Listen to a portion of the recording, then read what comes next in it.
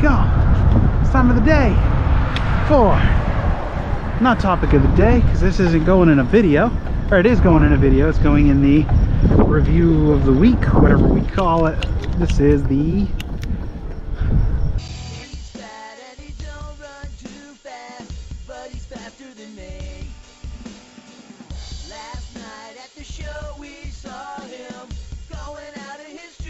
welcome to this week's video book club.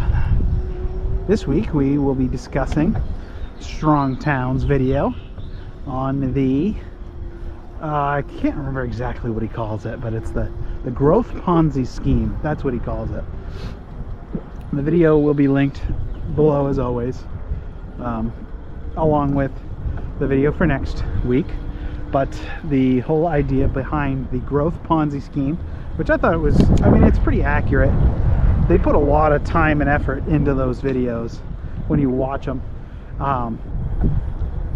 And, you know, they basically, the whole thought behind it is, at the end of the day, back after the Second World War, you had a lot of soldiers coming home that needed something to do. They needed something to focus their time on. And we had lost a lot of jobs because of the Great Depression. So what a lot of these designers, whatever you call them, engineers, came to the conclusion of, let's build these roads that are expensive to build, expensive to maintain, but let's make them and say, oh well, these will pay for themselves. Kind of false sell them to everyone.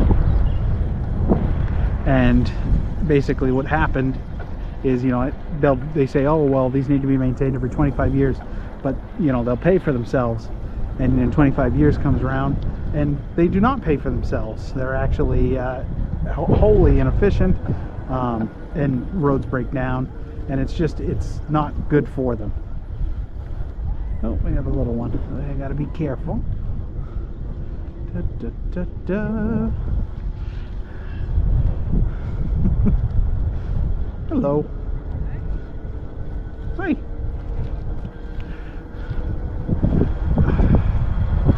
Alright, now we're good. Okay. Yeah, so it's just this whole idea that, you know, we built suburbia and then we built all these roads to get around, and then when time comes up to fix them and repair them, the cities and towns don't have the money to do it. And you know, the federal's not going to back that stuff.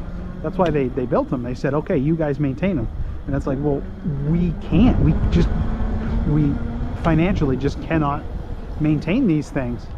And it's, you look around and it makes so much sense. I can actually even show an example. I'll put up a clip of a road I was riding on yesterday. It's actually right out at the end of this road. And it's so bad, and it only, you know, and it just keeps getting worse every year. They don't do anything about it except put patches on it that inevitably fail.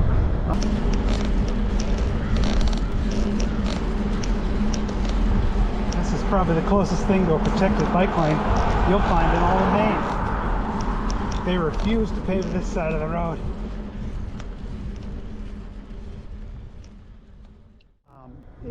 It makes a lot of sense when you think about it.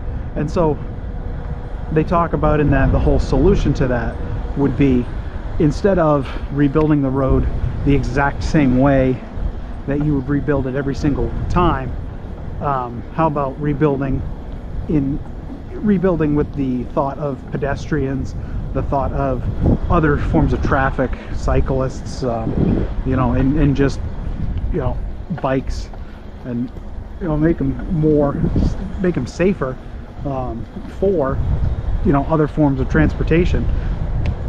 And another big one is in places like the town I live in the center. What about a tram? Oh well, that would be silly. Why? You got plenty of suburb. Have two trams running two different ways, you know, a city car type thing. You know, it's, let's say it's $10 to ride, or $10 for a week, or, you know, something. You know, whatever the price is going to be, the price is going to be. And then, you know, people will pay it, because a service like that would be super duper handy. Or how about bus services, and you make dedicated bus lanes that only buses use. That would speed up traffic. Just, there are so many solutions to that problem. Instead of just remaking over and over again these roads that fall apart in 20 years that we don't have the money to maintain, which is the main problem that they brought up in that video. I thought it was a really good watch. Strong Towns is another really good YouTube channel if you're getting into the whole orange pill, all that fun stuff. Oh God. Oh yes, the fluffy dog. Because that's the biggest thing, like, about out here. This is where we consider suburbia hell. Because, like, if you had to walk your dog, you're either gonna walk on this street or you're gonna jump in the car and go somewhere to walk.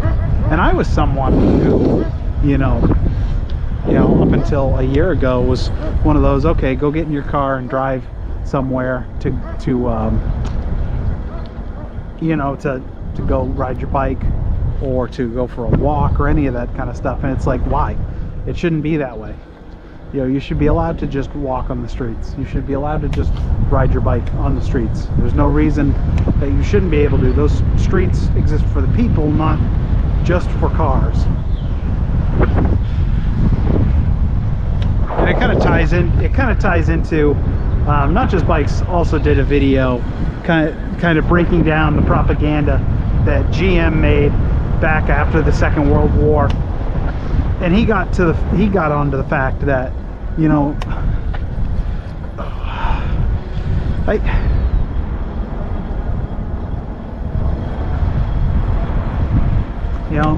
had gotten onto that fact. Damn it, there's another person.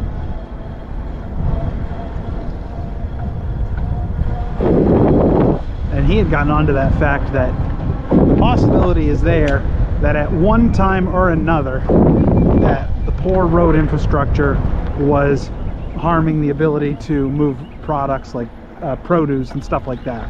But that is no longer the case, and I feel like we should go back to the drawing board and look at what we actually need to do to maintain roadways. And this road right here, it's actually part of that same road I was talking about, has some pretty good examples that we will look at as we go and show you kind of what we're talking about when we're talking about this kind of really poorly designed infrastructure.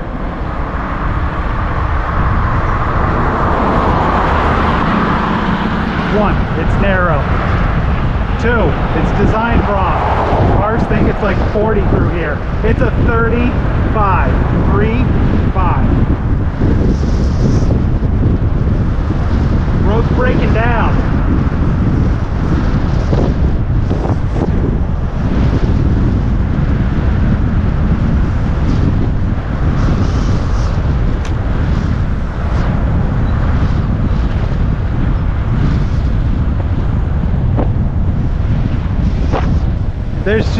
There's just sign of decay everywhere, and nothing can be done about it other than patches that will inevitably break down and fail within the next couple years. And you could say, oh, this road should just be repaved.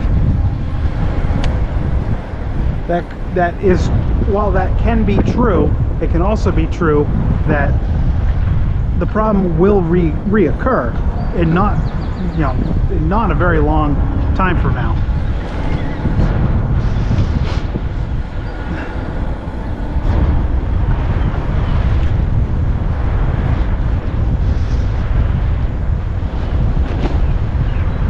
And then this, I have to dodge that every single day. So in conclusion to all that, subscribe to Strong Towns, subscribe to Not Just Bikes, and do some more research for yourself. And it's not even saying that I think the streets are inherently bad or dangerous or whatever. It's more just redesign. redesign needs to be done, and I think yeah, I think you got the good gist of it.